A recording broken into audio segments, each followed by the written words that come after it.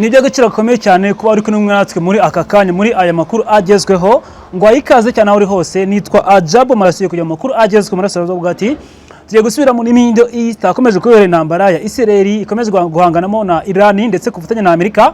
Ni intambara igeze ku munsi wayo ukomeye cyane wa 10 wa 47 umunsi w'intambara rwose. Kugeza uyu munsi byakomeye cyane kubera ko Uburusiya bwamaze guhaga sopo igihugu cya Amerika nyuma yuko Amerika ifunze umuhora wa Hormuz ibyambu byerekezamo ndetse n'inzira zose zinjira niziva muri Hormuz Amerika ikazifunga. Uburusiya bwahaye gasopo Amerika bubwira Trump yuko mu gihe akomeje gufunga Hormuz akabuza inyungu ziva muri Hormuz kujya mu Burusiya no mu bihugu bitandukanye, Uburusiya bushobora kuzana misile zabwo bukarasa ku gihugu cya Amerika ndetse bushimangira yuko mu gihe cyose Amerika yakomeza gufata umwanzuro mubi cyane wo gufunga Hormuz ndetse no kubangamira inyungu z'Abarusiya ndetse n'Abashinwa, Ubushinwa ngo buzazana misile burase igihugu cya Amerika ndetse n'Uburusiya nabwo buzazana misile zabwo n'abasirikare n'izindi ntwaro zitandukanye buze kurasa ku gihugu cya Amerika. Ndetse kandi Amerika nayo yatangiye gutekereza ko muri iyi minsi yavuba cyane muri iyi minsi ibiri ngo yasubukura ibiganiro kugira ngo irebe yuko agahenge kakunda. Abantu benshi batangiye kuvuga yuko ari igitutu gikomeye cyane Trump yashyizweho n'Ubushinwa ndetse n'Uburusiya nyuma yuko mubwiye bati urimo urabangamira inyungu zacu by'umwereko. Ndakwibutsa yuko Uburusiya bugura petroli nyinshi cyane muri Iran, ikindi kandi 90% bya petroli ikoreshwa mu Bushinwa yose ituruka mu gihugu cya Iran. Niyo mpamvu rero Ubushinwa bamaze kubona ko inyungu zayo zaburimo cyangwa zadindiye ndetse n'Ubushinwa Uburusiya nabwo bukabona inyungu zabwo zagiye zidindira n'iterambere ryo gusubira inyuma. Babwiye Amerika bati urimo kubuza inyungu zacu kuzamuka, bityo turakurasa wenda se upfe cyangwa se umwe muri twebwe amanike amaboko. Gasipo ikomeye cyane Putin yamaze kohereza Trump. Indi nkuru yavuzweho harimo harakoreshwa Iran kugeza umunsi irimo irakoresha satellite z'Ubushinwa mu kugira ngo ihangane na Amerika. Satellite z'Ubushinwa zimaze iminsi ziri muri Iran zifashishwa guhangana na Leta Zunze Ubumwe za Amerika. Ni ikintu Ubushinwa bwakoze kugira ngo bukomeze guhangana cyane kandi bya burundu n'igihugu cya Amerika. Iki ni ikintu maze iminsi ikora. Ikindi bumaze iminsi Iran ikoresha misile yahawe n'Ubushinwa. Imaze iminsi Iran ikoresha ubwirinzi bw'ikirere n'ubwo ku butaka yahawe n'Ubushinwa. Ikindi Ubushinwa bumaze iminsi bukoresha ibintu byinshi bitandukanye bwahawe n'Ubushinwa. Iran niko bihagaze. Ubu tuvugana kandi Amerika yatangaje ko igiye kohereza abasirikare 6,000 bashya. Abasirikare 6,000 ba Amerika bagiye koherezwa muri Iran bafashe bagenzi babo bari basanzwe kugira ngo bakomeze guhangana Iran ndetse ngo bayitsinde nk'uko Amerika yabitangaje. Kuko Amerika nubwo yafunze Hormuz ibyambu byinjiramo n'ibisohokamo yavuze ko bidahagije kugira ngo icyemezo cyo gufungura Hormuz kigerweho. Yavuze ko izako bishoboka byose igatera ubwoba Iran ndetse Iran ikaba yaneshwa igafungura Hormuz. Ibyemeye cyangwa itabyemeye, ariko Amerika yavuze ko igiye kureza abasirikare bashyashya 6,000 ngo batozwe kabuhariwe, ikoreza izindi misile zitandukanye zirasakure, ikoherezayo abandi bahanga mu byo gukaba cyangwa se mu byo kubungabunga amahoro n'umutekano kugira ngo Hormuz yigarurirwe. Ni amakuru y'indani yatangajwe na Amerika yuko byose bigiye kujya muri Iran kugira ngo bunganire abasirikare ba Amerika bamazeyo iminsi bari kugenzura ibyambu byinjira mu Hormuz n'ibisohokamo. Hari indege kandi ziri mu kirere za Amerika ziri gukotorora uko ikirere cyose cya Iran kimeze. Ubwato bw'ibitoro buri kuva he buri kugana hehe. Izo ndege ziri mu kirere na drone ziri kugenzura akanuko kandi muri Iran ngo zirebe neza niba nta muntu ushobora kuba yaca ku ruhande akaca mu nzira Amerika idashaka, bityo uwo muntu akaba yaraswe. Ikindi hari amato arenga 100 ngo ya Iran yare gutekereza ko yajyana kugurisha ibitoro hanze ya Iran. Ayo mato Amerika yavuze ko ishobora kuyarasa ndetse yose agashwanyagurika burundu nk'uko yakabaye. Ayo mato agashwanyagurika nta nimwe yegeje ibitoro ku isoko mpuzamahanga. Ni ikintu kigezweho kiri kuvugana kanya turi kuvugana. Duhere kuri iri terabwoba Putin yashyize kuri Trump ndetse ashimangira yuko mu gihe kidatinze mu gihe Amerika yakomeza kohereza intwaro nyinshi muri Iran no kugota ibyambu bya Hormuz Amerika yaraswa. Ibingibi bivuze nyuma yuko kuva ku wa mbere ku isaha y'isa 8 mu masaha ya GMT nibwo Amerika yatangaje ko iri kugenzura ibyambu byose bya Iran biva n'ibisohoka muri Hormuz. Amerika yatangaje ko iri kugenzura byimaze. Kuva ako kanya Ubushinwa bwahise butangira koherezayo intwaro zitandukanye, hagaragayemo drone zirasa kure, hagaragayemo misile zitandukanye zirasa, hagaragayemo ubwirinzi bwo ku butaka no bwo mu kirere, hagaragaye kandi abasirikare benshi bari kujya mu gihugu cya Iran kugira ngo bafashe Iran kurwana kugira ngo bahangane n'igihugu cya Amerika byimazeyo. Amerika ni Iran ni inshuti ikomeye cyane y'Abashinwa. Ubushinwa bugura peteroli ingana 90% yose ikoresha mu gihugu cy'Ubushinwa iyigura muri Iran iciye mu Hormuz. Niyo mpamvu ikomeye cyane iri gutuma Iran ihabwa avantage cyangwa se ubufasha bukomeye cyane n'igihugu cy'Ubushinwa. Ikindi gihugu kitari kirimo cyazemo ni Uburusiya. Uburusiya ni ikindi gihugu gikomeye cyane, cyangwa se Uburusiya bwiyongereye ku bihugu ku Bushinwa n'ibindi bitandukanye bigiye kuza gufasha Iran guhangana na Amerika.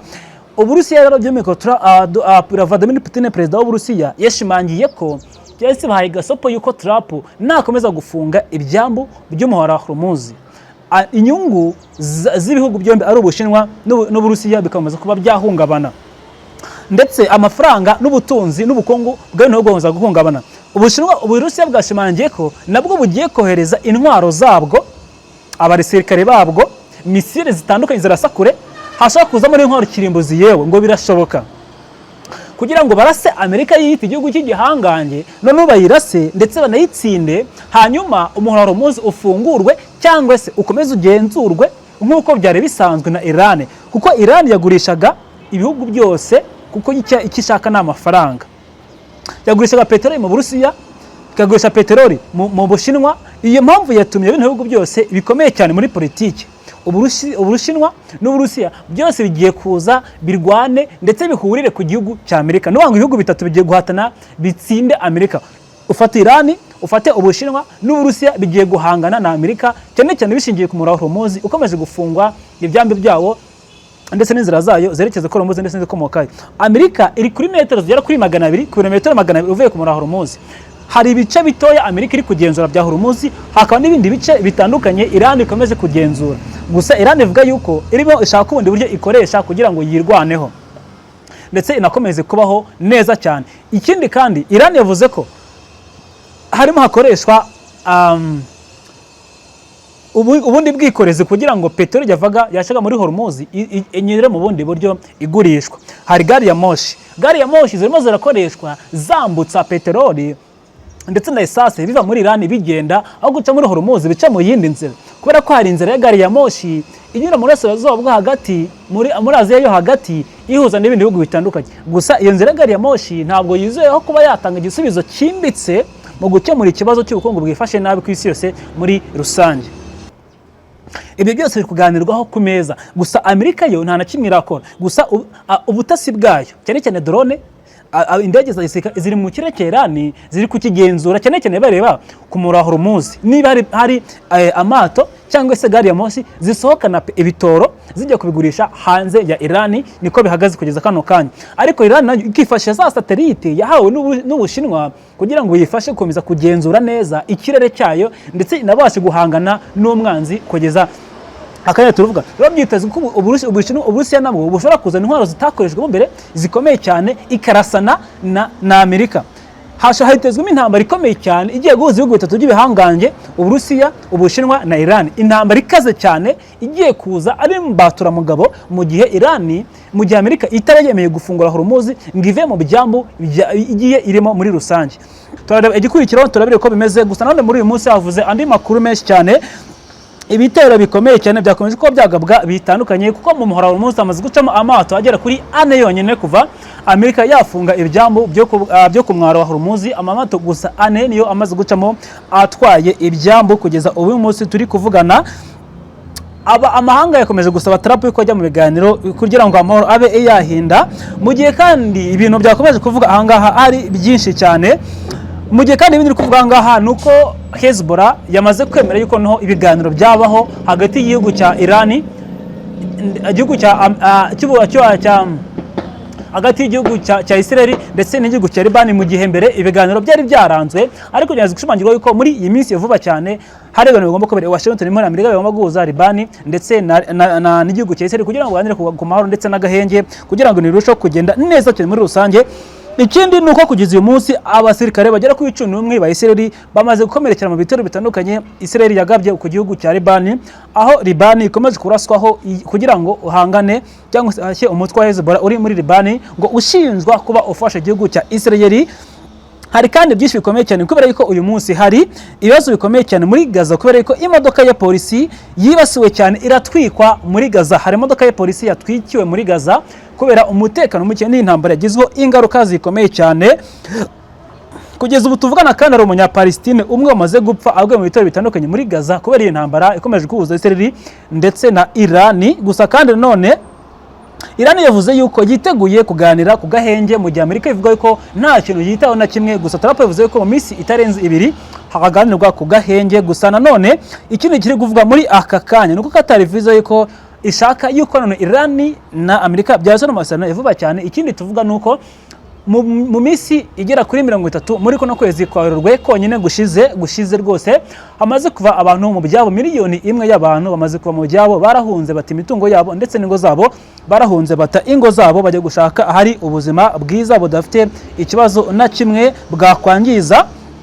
Ikindi nuko abantu bagera ku 2,000 bamaze gupfa, bamaze kwicwa muri Libani kuva iyi ntambara yatangira kuva mu kwezi kwa gatatu. Gusa abantu 2,000 muri Libani bamaze gupfa.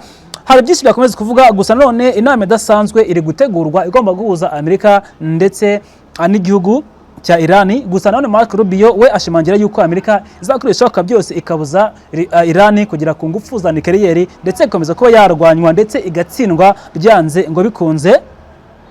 Kugeza tuvugana kandi yo nkuko twabigarutseho Israel ivuga yuko izakomeza kurasa kuri Libani ndetse kugeza Hezbollah irandutse. Ariko kandi ikindi kiruvuga nuko Israel hari abantu benshi abakozi bo Burusiya bareba mu gihugu cya Irani bamaze gutaha kubera yuko Irani yavuze ko igiye guhagarika gukoresha nucleaire igihe cy'imyaka 5. Hanyuma Amerika igahakana yuko Irani yareka nucleaire imyaka 5, ahubwo Amerika ikifuza yuko Irani yahagarika gukoresha nucleaire igihe cy'imyaka 20 ndetse ikahagarika gukoresha ingufu za kirimbuzi mu gihe cya burundu. Ubuzeherezo Irani ntizongere kuba yakoresha intwaro za nucleaire nkuko byatangajwe. Ibintu ni byinshi byakomeje kuba muri aya makuru agezweho. Gusa ariko kandi ikindi tugarukaho kugira ngo bikomeze kumvikana neza, kugeza uyu munsi Irani hafi 80% cyangwa se byose by'amafaranga yose ikoresha n'umutungo wayo muri rusange uturuka muri uyu muhora Hormuz. Niyo mpamvu irimo ikoresha byose kugira ngo ibe yayizahura. Ikindi impamvu nuko muri kono kwezi gushize Irani yungutse amafaranga arenga agera kuri miliyari zirenga 5 z'amadolari. Ni ibintu byitwa muri aka kanya. Gusa ikindi kigezweho muri aka kanya turi kuvugana, ibindi bigezweho biri kuvuga ahangaha ni ibihe. Ibindi bigezweho kugeza uyu munsi, kugeza ubu tuvugana nuko amato ane gusa yamaze kunyura mu Hormuz atwaye ibitoro bya peteroli, kubera ko Amerika inzira nyinshi yarazifunze amaze gutamo amato agera kuri 4 yonyine. Hormuz nubwo yari imaze iminsi ifunzwe, hagati na mbere komeje guhuza Amerika ndetse na Irani amaze gucamo amato agera kuri 4 gusa. Amerika ivuga yuko yafunze kandi kugenzura Hormuz byanze bikunze kandi ko nta kibazo kimwe kigomba kubaho, ndetse ko Iran ibintu byose yabikumiriweho. Perezida Trump yavuze yuko Iran ngo yamaze kumvikana ku gahenge. Gusa Trump yavuze ko mu minsi itarenze 2 ngo bazasubukura agahenge ndetse n'ibiganiro by'amahoro bikaba byakongera bikaba. Gusa haravuga ko bino biganiro bishobora kumara hagati y'ukwezi. Minisitiri w'intebe w'Ubwongereza Keir Starmer azasura Amerika mu minsi 5 mu kwezi kuri imbere. Bifuza ko icyo gihe kizagera ibiganiro by'amahoro byarabaye ndetse intambara yarakemutse. Twibuke ko Ubwongereza bwanze kujya muri iyi ntambara, Amerika yarabwinginze buranga. Bityo rero Keir Starmer azasura Amerika baganire kujyanye n'ikino kibazo, ariko byifuzwa ko yagenda cyarakemutse. Gusa Trump yavuze ko mu minsi itarenze 2 bagiye gusubira mu biganiro by'amahoro. Je biri kuvuga ahangaha. Gusa Emmanuel Macron perezida w'Ubufaransa no yifuje ko habaho amahoro ndetse n'ibiganiro kuri izi impande zombi. Abasirikare bagera kuri 11 ba Israel bakomerekeye muri iyi ntambara biri kumera muri Libani, barakomeretse rwose. kugeza umunsi muri Iran. Intambara yakomeje kuba bituma bakomerekera. Ikindi cyavuzwe ahangaha ni iki muri rusange, nuko Hezbollah yamaze kwemera yuko Iran yajya kuganira na Israel kugira ngo hagarike intambara ndetse n'agahenge kabe kagerwaho mu buryo bugiye bitandukanye. Indege na drone byakomeje kurasa muri Iran, cyane cyane mu majyepfo yayo. Bya Israel byakomeje kwarasa byanze bikunze nkuko bigaragara. Ikindi nkubwira, hari ibintu bikomeye cyane kubera ko muri Gaza imodoka ya polisi yatwitswe irakongoka kubera iyi ntambara ikomeje kubera muri Iran muri Gaza. Nuko iyi ntambara ikomeje kuba muri Middle East yatumye imodoka ya polisi yibasirwa iranakongoka iratwikwa. Umunyapalestina umwe umusivili yapfuye w'inzira karengane aguye muri bino bitero, nawe yaharenganiye. Mu gihe abantu barenga miliyoni imwe b'inzira karengane muri Gaza barahunze bava mu byabo batingo zabo bajya gushaka imibereho hirya hatari ubuzima, bajya kongera kwishakisha bundi bushyashya bahereye kuri zero. Ibindi bikubesa ku kinyamakuru Al Jazeera nicyo cyagiye kibyandika muri rusange. Gusa ariko nanone ibivuga nuko Qatar yakomeje gusaba ko aba ibiganiro bishyashya bigomba kuba byahuza Iran n'ibindi bihugu bitandukanye. Gusa muri Amerika Israel na Liban hakomeje kuba intambara, no muri Iran ntago yigeze ihagarara kugeza uyu munsi.